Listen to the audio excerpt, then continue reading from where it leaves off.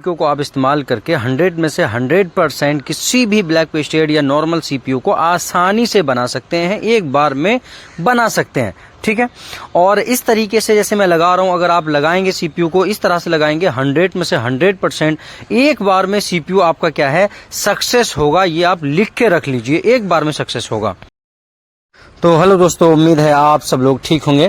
दोस्तों आज हम फिर हाजिर हैं एक हैंड स्किल पर नई और लेटेस्ट वीडियो के साथ, और आज की वीडियो आपके लिए बहुत ज़्यादा इंपॉर्टेंट और ख़ास होने वाली है, क्योंकि आज की वीडियो में मैं आपको बहुत कुछ बताने वाला हूं। ठीक है, तो देखिए नॉर्मली तौर पे मैंने पिछली वीडियो में भी आपको बताया था कि किस तरह से ब्लैक पेस्ट जो है, हार्ड पेस्ट होता है, उसकी कटिंग कर लेनी है, या वाइट पेस्ट है तो उसकी कटिंग कर लेनी है नॉर्मल टेम्परेचर रख के।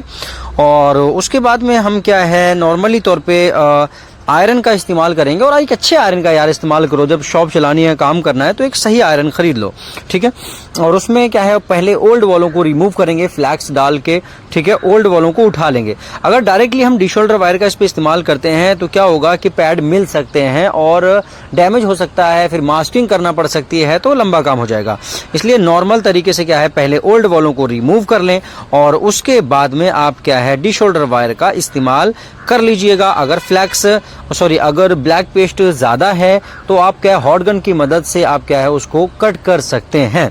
ठीक है, स्क्रैपर की मदद से।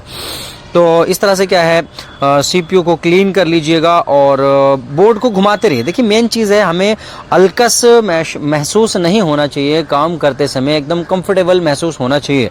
तो बोर्ड को घुमाते रहें उस डायरेक्शन में जिधर से हमारा हाथ क्या है सही चलता है। यहाँ पे एक चीज़ और बता दूं कि हमेशा ध्यान रखिएगा डी शोल्डर वायर का इस्तेमाल करते समय कि आपका टेम्परेचर ज़्यादा होना चाहिए। ज़्यादा का मतलब है 400 के समथिंग होना चाहिए, ताकि आपका जो डी शोल्डर है वो चिपके ना, पैड पे ना चिपक जाए। ठीक है, और आयरन से डी शोल्डर वायर को चलाइएगा, ये बात का ध्यान रखिएगा। ठीक है, डी शोल्डर वायर खींचिएगा मत, आपका काम बिगड़ेगा नहीं। ठीक है, तो इस तरह से देखिए अभी क्या है कहीं कहीं रह गया था तो हमने क्या स्क्रैपर की मदद से उसको क्या है क्लीन कर लिया है। बैर कैफ ये प्रक्रिया चल रही है, आप देख रहे हैं अपनी आंखों से।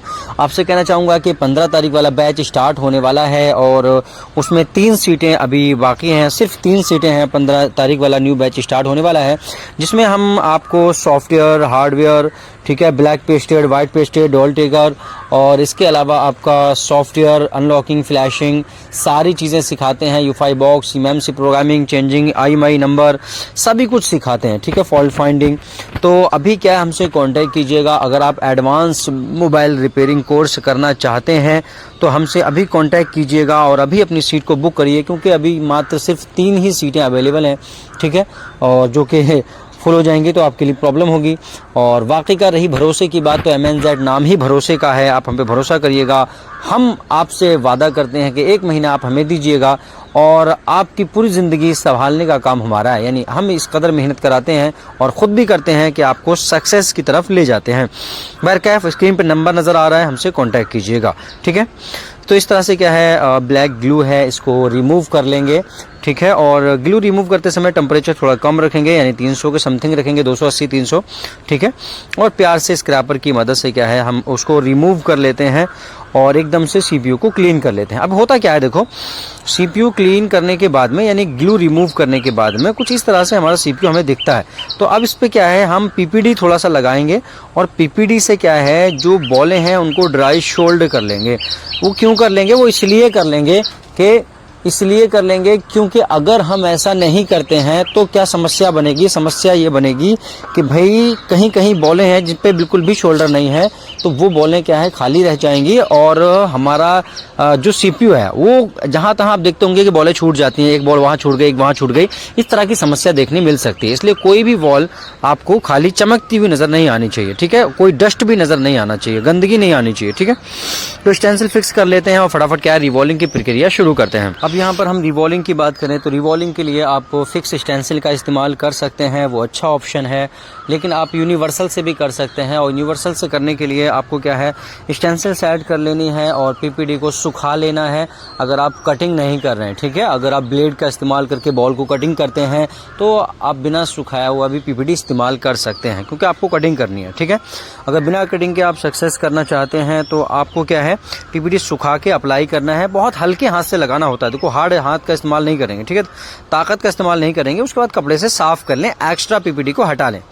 टेम्परेचर हम रखते हैं यहाँ पे रिवॉल्विंग के समय पे 250 के समथिंग, 250 260, ठीक है, जैसे कि आपको सेट कर लेना है। और देखिए इस तरह से प्यार से आसानी के साथ हमारा सीपीयू एकदम से परफेक्टली रिवॉल्व हो जाता है। जैसा कि यहाँ पे आप देख रहे हैं हमारा सीपीयू क्या है, रिवॉल्व हो गया है। अभी क्या है आप देखिएगा, यहाँ पे हम ब्लेड का इस्तेमाल कर रहे हैं, और ब्लेड का इस्तेमाल हम इसलिए कर रहे हैं क्योंकि यहाँ पे क्या है 1-2 बॉल ऊपर निकल गई थी, इसलिए हमने ब्लेड का इस्तेमाल किया है। तो आप भी कर सकते हैं, कोई दिक्कत की बात नहीं है, लेकिन कोशिश यही होनी चाहिए कि बिना ब्लेड की कटिंग के अगर आप कर ले तो और भी बेहतर है, लेकिन आप कटिंग करके भी काम कर सकते हैं, इसमें कोई हर्ज नहीं है, ठीक है। तो इस तरह से क्या है हमने देखिए यहाँ पे अपना सीपीयू परफेक्टली रिवॉल्व कर लिया है, ठीक है। और हल्का सा फ्लैक्स डाल के हम उस पर हीट मार देते हैं ताकि बॉल अगर कोई इधर उधर हट गई हो तो वो अपनी जगह पे क्या है सेट हो जाए और कोई समस्या क्रिएट ना हो, ठीक है। तो इस तरह से देखिए अब हम सीपीयू को लगा लेते हैं। अब कुछ लोगों को समस्या आती है लगाते समय, देखिए हल्का सा फ्लैक्स लगाएं, बहुत थोड़ा सा फ्लैक्स लगाएं और सीपीयू को हीट करें और उसके बाद साइड से बीचों बीच से पुश करें। इस तरह से देखिए साइड से बीचों बीच से इस तरह से पुश करें और ब्लैक पेस्टेड है तो ऊपर से हल्का सा इस तरह से हिला दें। 100% हमारा क्या है ये प्रक्रिया सक्सेस हो जाएगी। तो इस तरह से काम करिए।